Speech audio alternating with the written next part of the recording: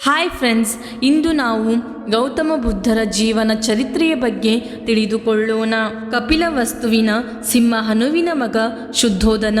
ಶುದ್ಧೋಧನನಿಗೆ ತಂದೆ ಸಿಂಹನು ತನ್ನ ನೆರೆಯ ರಾಜ್ಯದ ದೊರೆ ಸುಪ್ರಬುದ್ಧನ ಮಕ್ಕಳಾದ ಪ್ರಜಾಪತಿ ದೇವಿ ಮತ್ತು ಮಾಯಾದೇವಿ ಎಂಬ ಇಬ್ಬರು ಹೆಣ್ಣು ಮಕ್ಕಳನ್ನು ತಂದು ಮದುವೆ ಮಾಡಿದರು. ಬುದ್ಧನು ಲುಂಬಿನಿ ವನದಲ್ಲಿ ವೈಶಾಖ ಶುದ್ಧ ಪೌರ್ಣಮಿಯಂದು ಶುದ್ಧೋಧನ ಮತ್ತು ಮಾಯಾದೇವಿಯ ಮಗನಾಗಿ ಜನಿಸುತ್ತಾನೆ. ಬುದ್ಧನ ಮೊದಲ ಹೆಸರು ಸಿದ್ಧಾರ್ಥ. ಪ್ರಜಾಪತಿ ದೇವಿ ಸಾಕಿದ್ದರಿಂದ ಪ್ರಜಾಪತಿಯು ಗೌತಮ ಬುದ್ಧನೆಂದು ಕರೆಯುತ್ತಾಳೆ. ಜ್ಞಾನ ಸಂಪಾದನೆಯಾದ ಮೇಲೆ ಬುದ್ಧನೆಂದು ಕರೆಯಲಾಗಿದೆ. ಬೌದ್ಧ ಧರ್ಮದಲ್ಲಿ ಕೋಪ, ಲೋಭ, ಮೌಢ್ಯಗಳನ್ನು ಸಂಪೂರ್ಣವಾಗಿ ಜಯಿಸಿದವನನ್ನು ಬುದ್ಧನೆಂದು ಕರೆಯುತ್ತಾರೆ. ನಂತರ ಗೌತಮ ಬುದ್ಧನೆಂಬ ಹೆಸರು ಬಹಳ ಜನಪ್ರಿಯವಾಯಿತು. ಬುದ್ಧನು ಜನಿಸುವ ಮೊದಲು ಮಾಯಾದೇವಿ ಕನಸೊಂದನ್ನು ಕಂಡಳು. ಅದರಲ್ಲಿ ದೇವತೆಗಳು ಮಾಯಾದೇವಿಯನ್ನು ಹಿಮಾಲಯದ ಮೇಲಕ್ಕೆ ಕರೆದುಕೊಂಡು ಹೋಗಿ ಮಹಾಸರೋವರದಲ್ಲಿ ಸ್ನಾನ ಮಾಡಿಸಿ ಬೆಳ್ಳಿ ಬೆಟ್ಟದ ಮೇಲಿದ್ದ ಬಂಗಾರದ ತೊಟ್ಟಿಲಿನಲ್ಲಿ ಅವಳನ್ನು ಮಲಗಿಸಿದರು. ಆಗ ಬಿಳಿಯ ಆನೆಯೊಂದು ತನ್ನ ಸೊಂಡಿಲಿನಿಂದ ಕಮಲ ಪುಷ್ಪವನ್ನು ಹಿಡಿದು ಉತ್ತರ ದಿಕ್ಕಿನಿಂದ ಬಂದು ಮಾಯಾದೇವಿಯ ಬಲಪಾರ್ಶ್ವದಿಂದ ಉದರವನ್ನು ಪ್ರವೇಶಿಸಿತಂತೆ. ತದನಂತರ ಸ್ವಪ್ನದ ಸಂಕೇತವನ್ನು ಕುರಿತು ಜ್ಯೋತಿಷ್ಯರು ಮಾಯಾದೇವಿಗೆ ಗಂಡು ಮಗುವಿಗೆ ಜನ್ಮ ನೀಡುತ್ತೀಯ ಎಂದು ಹೇಳುತ್ತಾರೆ. ಆ ಗಂಡು ಮಗು ರಾಜ್ಯಾಭಿಷಕ್ತನಾದರೆ ಚಕ್ರಾಧೀಶ್ವರನು ಸಂಪದ್ಭರಿತನೂ ಆಗುವನು. ರಾಜ್ಯಕೋಶಗಳ ಅಧಿಕಾರ ತೊರೆದು ಯೋಗಿಯಾದರೆ ಮಹಾಯೋಗಿ ಎನಿಸಿ ಜಗದ್ವಿಖ್ಯಾತ ವ್ಯಕ್ತಿಯಾಗುವನು ಎಂದು ಹೇಳುತ್ತಾರೆ. ನಂತರ ರಾಜ ಶುದ್ಧೋಧನನು ಮಗನು ವಿರಕ್ತನಾಗದಂತೆ ನೋಡಿಕೊಳ್ಳಲು ಸರ್ವ ಪ್ರಯತ್ನಗಳನ್ನು ಮಾಡುತ್ತಿದ್ದನು. ಹರೆಯದಲ್ಲಿ ಮದುವೆ ಮಾಡಿದರೆ ಅವನು ಸಂಸಾರ ಸುಖದಲ್ಲಿ ಮಗ್ನನಾಗಿರುತ್ತಾನೆ ಎಂದು ಅವನು ಬಯಸಿ ಮಗನಿಗೊಂದು ಸ್ವಯಂವರವನ್ನು ಏರ್ಪಡಿಸುತ್ತಾನೆ. ಅವನು ಒಪ್ಪುವ ಕನ್ಯೆ ಅವನಿಗೆ ಸಿಗಲಿ ಎಂಬ ಉದ್ದೇಶವಿತ್ತು. ಒಂದು ದಿನ ಊರಿನ ಎಲ್ಲ ಕನ್ಯೆಯರು ಬಂದು ರಾಜಕುಮಾರನಿಂದ ಆಭರಣಗಳನ್ನು ದಾನ ಪಡೆಯುವಂತೆ ಸಮಾರಂಭ ಏರ್ಪಡಿಸಲಾಗಿತ್ತು. ಅಂತೆಯೇ ಊರಿನ ಎಲ್ಲ ಕನ್ಯೆಯರು ಬಂದು ಸಿದ್ಧಾರ್ಥನ ಕೈಯಿಂದ ಆಭರಣಗಳನ್ನು ಪಡೆದರು. ಆದರೆ ಶುದ್ಧೋಧನನ ಸಚಿವನಾದ ದಂಡಪಾಣಿಯ ಮಗಳು ಯಶೋಮತಿ ಎಂಬುವವಳು ಅತಿ ಸುಂದರಳು ಸುಸಂಸ್ಕೃತಳು ಆಗಿದ್ದು ಕಟ್ಟಕಡೆಯಲ್ಲಿ ಬಂದಳು. ಆಕೆಯ ಗಾಂಭೀರ್ಯ ಘನತೆಗಳು ಸಿದ್ಧಾರ್ಥನನ್ನು ಮಂತ್ರಮುಗ್ಧಗೊಳಿಸಿದವು.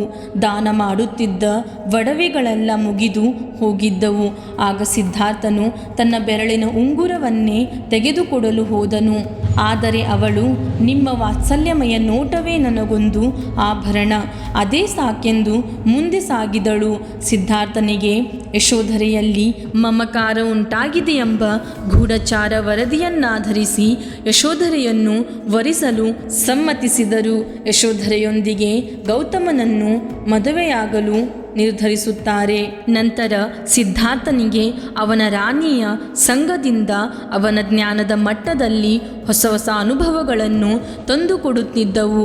ಪತ್ನಿಯ ಮನನೋಯದಂತೆ ವರ್ತಿಸುತ್ತಿದ್ದನು. ಹೀಗಿರುವಾಗ ಯಶೋಧೆಯು ಗಂಡು ಮಗುವಿನ ತಾಯಿಯಾದಳು. ಪುತ್ರನಿಗೆ ಸಿದ್ಧಾರ್ಥನೇ ರಾಹುಲನೆಂದು ನಾಮಕರಣ ಮಾಡಿದನು.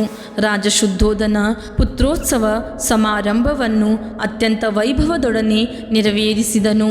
ಬಡಬಗ್ಗರಿಗೆ ಅಪಾರ ದಾನ ಧರ್ಮ ಮಾಡಿದನು. ನಂತರ ಮಗುವಿಗೆ ವರ್ಷ ತುಂಬುವುದರೊಳಗೆ ಸಿದ್ಧಾರ್ಥನಿಗೆ ದುಃಖದ ದಿವ್ಯ ದರ್ಶನವಾಗುತ್ತದೆ.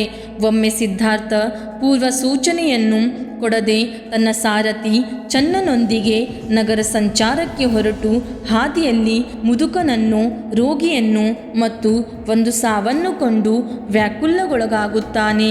ಖಿನ್ನ ಮನಸ್ಕನಾಗಿ ದುಃಖದಿಂದ ಕಂಗೆಟ್ಟು ಮನದಲ್ಲಿ ವಿರಕ್ತಿ ಹೊಂದುತ್ತಾನೆ. ಚಿಂತಾಕ್ರಾಂತನಾಗಿ ಕುಳಿತು ಆಲೋಚಿಸುವಾಗ ಅವನ ಮುಂದೆ ಸನ್ಯಾಸಿಯೊಬ್ಬ ಬರುತ್ತಾನೆ.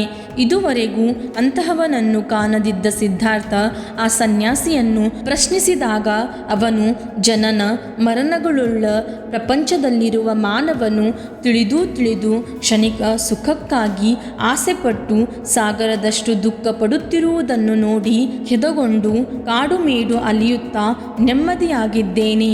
ನಾನು ಬಂಧು ಬಾಂಧವರು ಸುಖ ಸಂಪತ್ತುಗಳೆಂಬ ಕೋಟಲೆಯಿಂದ ದೂರವಾದವನು. ನನಗೆ ಕಷ್ಟ ಬರುವುದೆಂಬ ಭಯವಿಲ್ಲ, ಸುಖ ಬೇಕೆಂಬ ಆಸೆಯಿಲ್ಲ.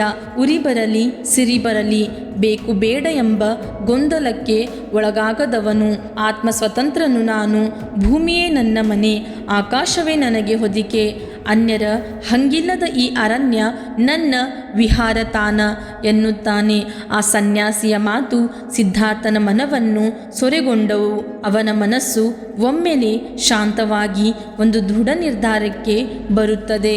ಹಾಗೂ ವೃದ್ಧ, ರೋಗಿ, ಮೃತದೇಹ ಮತ್ತು ಸನ್ಯಾಸಿಯ ದರ್ಶನದಿಂದ ಸಿದ್ಧಾರ್ಥನ ಜೀವನದಲ್ಲಿ ಅಗಾಧ ಮಾರ್ಪಾಡು ಆಗುತ್ತದೆ. ಜರಾಮರಣಗಳಿಗೆ, ದುಃಖಗಳಿಗೆ ಕಾರಣವನ್ನು ಹುಡುಕಬೇಕೆಂಬ ಹಂಬಲ ತೀವ್ರವಾಗುತ್ತದೆ. ತನ್ನ ಸಂಕಲ್ಪ ಸಿದ್ಧಿಗೆ ಇದುವರೆಗೂ ನಡೆಸಿದ ಜೀವನ ಸಲ್ಲದೆಂದು ತೀರ್ಮಾನಿಸುತ್ತಾನೆ. ಈ ಬಂಧನದ ಪರಿತ್ಯಾಗ ಮಾಡಿ ಏಕಾಂಗಿಯಾಗಿ ಕಾಡಿನತ್ತ ಹೋಗುವುದೇ ಸರಿಯಾದ ಮಾರ್ಗವೆಂದು ನಿರ್ಧರಿಸುತ್ತಾನೆ. ಒಂದು ಕ್ಷಣ ಸಿದ್ಧಾರ್ಥನು ಗೊಂದಲಕ್ಕೆ ಈಡಾಗುತ್ತಾನೆ. ತನ್ನನ್ನು ನಂಬಿದವರಿಗೆ ತನ್ನ ಅಗಲುವಿಕೆಯಿಂದ ಎಷ್ಟೊಂದು ನೋವಾಗಬಹುದೆಂದು ಯೋಚಿಸಿ ಒಡೆಯನೇ ಮನೋನಿಶ್ಚಯಕ್ಕೆ ಒಳಗಾಗುತ್ತಾನೆ. ಸಿದ್ಧಾರ್ಥ ತಂದೆ ಶುದ್ಧೋಧನನ ಬಳಿಗೆ ಹೋಗಿ ಸನ್ಯಾಸಿಯಾಗಲಿರುವ ವಿಷಯವನ್ನು ತಿಳಿಸಿ ಅನುಮತಿ ಬೇಡುತ್ತಾನೆ. ಶುದ್ಧೋಧನ ಸಿದ್ಧಾರ್ಥನಿಗೆ ಅನುಮತಿ ನೀಡುವುದಿಲ್ಲ. ಆಗ ಸಿದ್ಧಾರ್ಥ ತಂದೆ ತನಗೆ ಬೇಕಾದ ವಸ್ತುವನ್ನು ಕೊಡಿಸುವುದಾದರೆ ತಾನು ಸಂಸಾರ ತ್ಯಾಗ ಮಾಡುವುದಿಲ್ಲವೆಂದು ಹೇಳಿ ತನ್ನ ಬೇಡಿಕೆಯನ್ನು ತಂದೆಯ ಮುಂದಿಡುತ್ತಾನೆ. ಅದು ಏನೆಂದರೆ ತನಗೆ ಎಂದು ವೃದ್ಧಾಪ್ಯ ಬಾರದಂತಿರಬೇಕು, ನಿತ್ಯವೂ ತಾನು ದುಃಖರಹಿತನಾಗಿರಬೇಕು, ತನಗೆ ಮರಣವೇ ಸಂಭವಿಸದೆ ಅಮರಜೀವಿಯಾಗಿರಬೇಕು, ಯಾವ ರೋಗ ರುಜಿನಗಳು ತನ್ನನ್ನು ಸ್ಪರ್ಶಿಸಬಾರದು. ಇವುಗಳನ್ನು ತಂದೆ ಕರುಣಿಸುವುದಾದರೆ ತಾನು ಅರಣ್ಯ ಗಮನವನ್ನು ಬಯಸುವುದಿಲ್ಲವೆಂದಾಗ ಶುದ್ಧೋಧನ ಮೂಕನಾಗುತ್ತಾನೆ. ಕಡೆಗೆ ಸಿದ್ಧಾರ್ಥ ತನ್ನ ಪ್ರಯಾಣದ ವಾರ್ತೆಯನ್ನು ಯಾವ ಬಂಧು ಬಾಂಧವರಿಗೂ ತಿಳಿಸಲು ಇಷ್ಟಪಡದೆ ಮಧ್ಯರಾತ್ರಿಯಲ್ಲಿ ಎದ್ದು ಅರಮನೆಯಿಂದ ಹೊರಡಲು ಉತ್ಸುಕನಾಗಿ ಕೊನೆಯ ಸಲ ಒಂದೇ ಒಂದು ಬಾರಿ ತನ್ನ ಮಗನ ಮುಗ್ಧ ಮುಖವನ್ನು ನೋಡಲು ತೆರಳುತ್ತಾನೆ. ಅಲ್ಲಿ ಸುಖನಿದ್ರೆಯಲ್ಲಿ ಮಲಗಿದ್ದ ಪತ್ನಿ ಮತ್ತು ಮಗನನ್ನು ಕಣ್ತುಂಬಿಕೊಂಡು ಹೊರನಡೆಯುತ್ತಾನೆ. ಅರಮನೆಯಿಂದ ಹೊರಬಂದು ತನ್ನ ನೆಚ್ಚಿನ ಸೇವಕನಾದ ಚನ್ನನನ್ನು ಎಬ್ಬಿಸಿಕೊಂಡು ಕಂದಕವೆಂಬ ಕುದುರೆಯೊಂದಿಗೆ ರಾಜ್ಯತ್ಯಾಗ ಮಾಡಿ ಅರಣ್ಯದೆಡೆಗೆ ಪಯಣ ಬೆಳೆಸುತ್ತಾನೆ. ಕಾಡಿನ ಮಧ್ಯಭಾಗಕ್ಕೆ ಬಂದು ಕುದುರೆಯಿಂದ ಕೆಳಗಿಳಿದು ಚಂದಕನಲ್ಲಿ ಕ್ಷಮೆ ಕೇಳಿ ಅವನನ್ನು ಸ್ವಾಂತನಗೊಳಿಸಿ ಸಾಧನೆಯ ಸಿದ್ಧಿಗಾಗಿ ಹೊರಡುತ್ತಾನೆ. ನಂತರ ಸಿದ್ಧಾರ್ಥನು ಭಾರ್ಗವಾಶ್ರಮಕ್ಕೆ ಬಂದು ಅಲ್ಲಿನ ಸಾಧಕರಿಂದ ತಪೋ ನಿಯಮಗಳನ್ನು ತಿಳಿದುಕೊಳ್ಳಲು ಪ್ರಯತ್ನಿಸುತ್ತಾನೆ. ನಂತರ ಮಗಧ ದೇಶದ ಕಡೆಗೆ ಪ್ರಯಾಣ ಆರಂಭಿಸಿದನು.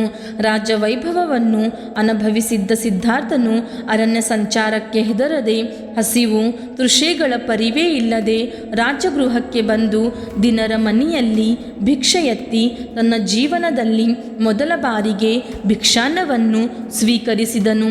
ಸ್ವಲ್ಪ ಕಾಲ ಮಗಧ ರಾಜ್ಯದ ಆರಾಡ ಕಾಲಾಮನೆ ಎಂಬ ತಪಸ್ವಿಯ ಬಳಿ ಶಿಷ್ಯನಾಗಿ ಸೇರುತ್ತಾನೆ.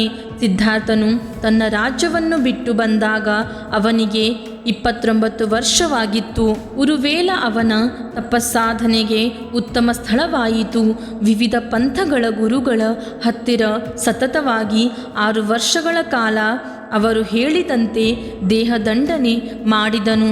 ಸಿದ್ಧಾರ್ಥನು ಯಾವ ಸಾಧನೆಯಿಂದಲೂ ತೃಪ್ತನಾಗದೆ ಕೊನೆಗೆ ನಿರಾಹಾರನಾಗಿ ತಪಸ್ಸನ್ನು ಆಚರಿಸತೊಡಗಿದನು. ನಿರಾಹಾರ ವ್ರತದಿಂದ ದೇಹ ಕೃಶವಾಗಿ ಅವನ ಚೈತನ್ಯವೇ ಉಡುಗಿ ಹೋಗಿ ಪ್ರಜ್ಞೆ ತಪ್ಪಿತು. ಕಾಯಕ್ಲೇಶ ನಿರಾಹಾರ ನಿಯಮಗಳು ಸಾಧನೆಗೆ ಸಹಾಯವೆಲ್ಲವೆಂದು ಅರಿತನು. ಇದರಿಂದ ಯಾವುದೇ ಪ್ರತಿಫಲ ಮತ್ತು ಶಾಂತಿ ಸಿಗಲಿಲ್ಲ. ಒಬ್ಬ ಮಹಿಳೆ ತಂದುಕೊಟ್ಟ ಪಾಯಸವನ್ನು ಸೇವಿಸಿ ಸಮಾಧಾನ ಚಿತ್ತದಿಂದ ಬೋಧಿ ವೃಕ್ಷದ ಕೆಳಗೆ ಪೂರ್ವಾಭಿಮುಖವಾಗಿ ಪದ್ಮಾಸನ ಹಾಕಿ ಧ್ಯಾನಸಕ್ತನಾದನು. ಸಿದ್ಧಾರ್ಥನು 7 ದಿನಗಳ ಕಾಲ ಧ್ಯಾನಸಕ್ತನಾಗಿ ಕುಳಿತಿದ್ದನು. ವೈಶಾಖ ಹುಣ್ಣಿಮೆಯ ದಿನ ಸಿದ್ಧಾರ್ಥನಿಗೆ ಸಂಕಲ್ಪ ಸಿದ್ಧಿಯಾಯಿತು. ಪರಿಪೂರ್ಣ ಜ್ಞಾನೋದಯ ಪಡೆದುಕೊಂಡನು. ಸೂರ್ಯೋದಯವಾಗುವುದರೊಳಗೆ ಸಿದ್ಧಾರ್ಥ 4 ಜಾವದ ಅನುಭವ ಪಡೆದು ಜ್ಞಾನಯೋಗಿಯಾದನು. ಆ 4 ಜಾವದಲ್ಲಿನ ಅನುಭವಗಳೆಂದರೆ ಜನ್ಮಾಂತರಗಳ ಅರಿವಿಕೆ, ನಿತ್ಯಾನಿತ್ಯ ವಸ್ತುಗಳ ವಿವೇಕೋದಯ, ಜರಾಮರಣಗಳ ದುಃಖಕ್ಕೆ ಕ್ಷಣಿಕ ವಸ್ತುಗಳ ತೃಷೆಯೇ ಕಾರಣ, ಅಧ್ಯಾತ್ಮ ತತ್ವದ ಸಾಕ್ಷಾತ್ಕಾರ ಹಾಗೂ ಸಂಶೋಧನೆ, ತಿಳುವಳಿಕೆ, ಅನುಭವಿಸುವಿಕೆ ಮತ್ತು ಅದನ್ನು ಮತ್ತೆ ಮನನ ಮಾಡಿಕೊಳ್ಳುವುದು. ಇದುವೇ ಬೌದ್ಧ ಧರ್ಮ. ಅವನು ಬೋಧಿಸಿದ್ದು ದುಃಖದಿಂದ ಹೊರಬರುವ ಮಾರ್ಗವನ್ನು ಮಾತ್ರ. ಇದನ್ನೇ ಅವನು ಪಾಳಿ ಭಾಷೆಯಲ್ಲಿ ಧರ್ಮವೆಂದು ಕರೆದನು. ತಾನು ಬೋಧಿಸುತ್ತಿರುವುದರಲ್ಲಿ ಹೊಸದೇನೂ ಇಲ್ಲವೆಂದು ಹಾಗೂ ಈ ಸತ್ಯವನ್ನು ಕಂಡುಕೊಂಡವರಲ್ಲಿ ತಾನು ಮೊದಲನೆಯವನೂ ಅಲ್ಲ ಹಾಗೂ ಕೊನೆಯವನೂ ಅಲ್ಲವೆಂದು ಸಾರಿದನು. ಯಾರು ಬೇಕಾದರೂ ಈ ಮಾರ್ಗವನ್ನು ಅನುಸರಿಸಿ ದುಃಖದಿಂದ ಮುಕ್ತರಾಗಬಹುದು ಮತ್ತು ತನ್ನಂತೆ ಎಚ್ಚರದ ಸ್ಥಿತಿಯನ್ನು ಹೊಂದಬಹುದು. ಆದರೆ ಈ ಸಿದ್ಧಿಗೆ ಸ್ವಂತ ಪ್ರಯತ್ನ, ಸಾಧನೆ ಮಾತ್ರ ಕಾರಣವೆಂದು ಹೇಳಿದ. ಸತತ ಎಚ್ಚರದ ಸ್ಥಿತಿಯನ್ನು ಸಾಧಿಸಿದ ಯಾರನ್ನು ಬೇಕಾದರೂ ಬುದ್ಧನೆಂದು ಕರೆಯಬಹುದು. ತಾನು ಅಂತಹ ಅರಿವಿನ ಸ್ಥಿತಿಯಲ್ಲಿರುವುದರಿಂದ ತನ್ನನ್ನು ಬುದ್ಧನೆಂದು ಸಂಬೋಧಿಸಲು ಅವನು ತನ್ನ ಶಿಷ್ಯರಿಗೆ ಸೂಚಿಸಿದನು. ಬುದ್ಧನ ಮೊದಲ ಶಿಷ್ಯ ಆನಂದ್. ಬುದ್ಧ ಎಂದರೆ ನಿದ್ದೆಯಿಂದ ಎದ್ದವನು, ಜಾಗೃತನಾದವ, ಜ್ಞಾನಿ, ವಿಕಸಿತ, ಎಲ್ಲವನ್ನು ತಿಳಿದವನು ಎಂದರ್ಥ. ಅವನು ಎಲ್ಲರಿಗೂ ಸಂಜೀವಿನಿಯಂತಹ ಮಾಹಿತಿ ನೀಡಿದ ಮಹಾತ್ಮ. ಆಸೆಯೇ ದುಃಖಕ್ಕೆ ಮೂಲ ಎಂಬುದು ಅವನ ಪ್ರಸಿದ್ಧ ತತ್ವ ಆಗಿತ್ತು. ಹಾಯ್ ಫ್ರೆಂಡ್ಸ್, ಈ ಮಾಹಿತಿ ಇಷ್ಟವಾಗಿದ್ದರೆ ನಮ್ಮ ಚಾನಲನ್ನು ಲೈಕ್, ಶೇರ್, ಸಬ್ಸ್ಕ್ರೈಬ್ ಮಾಡಿ. ಧನ್ಯವಾದಗಳು.